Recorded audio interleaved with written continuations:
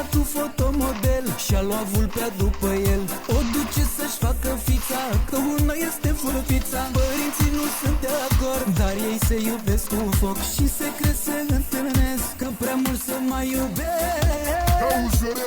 Sunt vulpiță renumită, mereu îndrăgostită. Sunt soție de boier, mă vreau un fotomodel. Venită de la Blăgești, am rupt tot la București. Am renume unicat, m-am apucat de cântat. Rafaela și vulpița, doi îndrăgostiți lumea, ia de mine, eu de ea, să se dea acum o știre, e cea mai mare iubire.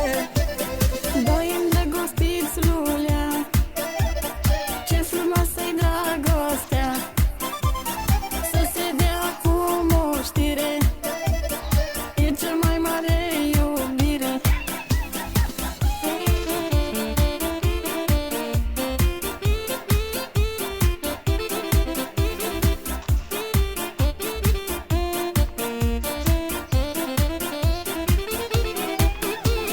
Stau mereu pe la saloane, că eu sunt de milioane. Manicură și solar, sunt vulpița number one. Numai discoteci de fițe, sunt regina la vulpițe. Îl iubesc pe Viorel, dar vreau și un fotomodel.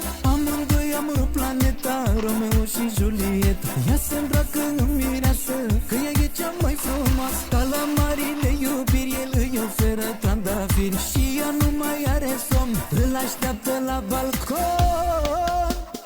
Doi îndrăgostiți lulea, ia de mine, eu de ea, să se dea acum o știre, e cea mai mare iubire.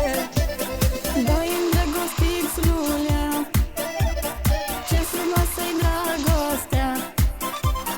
Să se dea acum o știre, e cea mai mare iubire.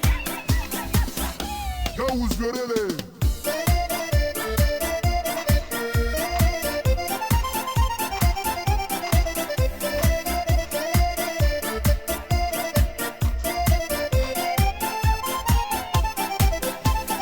Doi îndrăgostiți lulea, ia de mine, eu de ea, să se dea acum o știre, e cea mai mare